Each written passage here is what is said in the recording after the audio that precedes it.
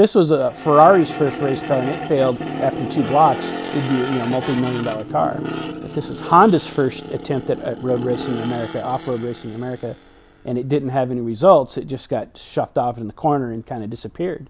I've been hearing stories about the Baja car since I was 10 years old. People coming in the shop with my dad telling stories about that this car existed. Never saw a picture of it, never heard any stories other than a few people. 15 years ago, I met a guy, Don Lawton, who worked at American Honda in 1970, and he told me, no, that car existed, and he personally handled some of the RSC race parts from Japan and was there when they were building it. But then I didn't find a picture of it until 5 or 6 years ago. Well, the whole catalyst for this thing, and the Baja and Honda specifically, was Honda essentially started unknowingly the Baja 1000 as a publicity thing with Dave Eakins and Bill Robertson Jr. riding Honda 250 Scramblers. They did that, and it was a big advertising success for Honda, for American Honda. Look how tough our products are, we did this or that. And in 1970, the cars come out, and somebody, we don't know who, came up with the bright idea, let's get the band back together and do the same thing in a Honda 600 car. And Robertson and Eakins were like, yeah, sure, we'll do that. So they get it into the race. Robertson is first driver, and then they're going to change to Eakins. It takes off, and Robertson found out pretty quick that it would go fast enough to catch air on the off-road, and it would catch air.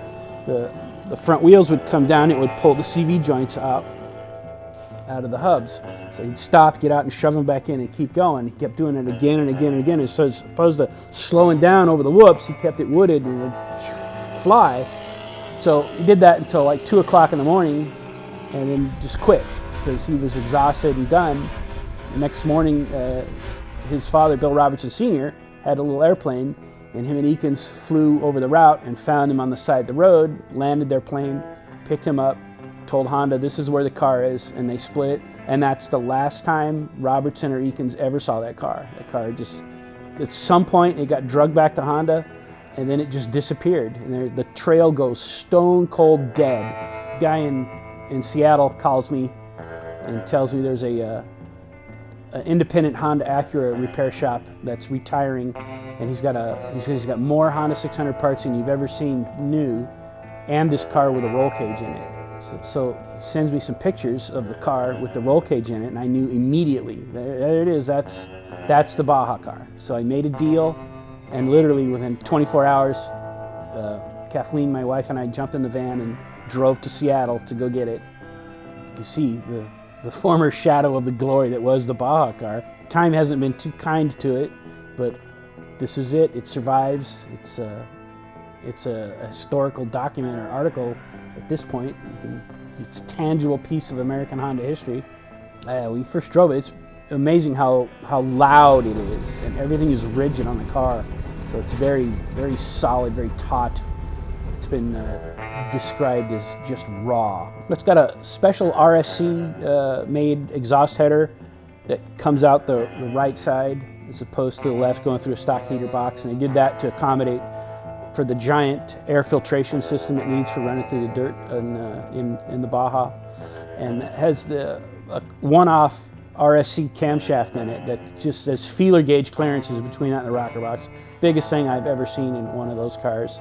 And then the special carburetor, and has a special ignition system coil as converted for an electric tach. But that's the only instrumentation, is the tachometer and the altmeter for the charging system. The whole electric system of the cars, everything's on individual toggle switches and individual circuit breakers. Pretty special stuff in it. The roll cage for the car is also special. The roll cage runs clean through the car.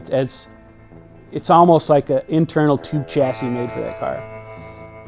A highlight for me owning this car was when we got to reunite Dave Eakins with the car and surprised him with it, and he was shocked. He couldn't believe it. His actual first words were, "Oh, shit. I believe this car should be left and maintained in an arrested state of decay as it is. It's fully functional. You can get in it and drive it down the road." Well, now this car is 50 years old. American Honda has been selling automobiles in America for half a century. This is their first race car. This car really does warrant some more mainstream recognition.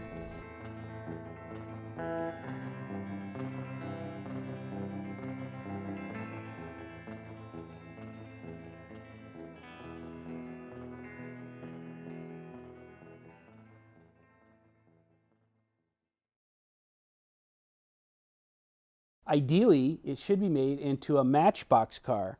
Are you listening, Matchbox? Give the people what they want.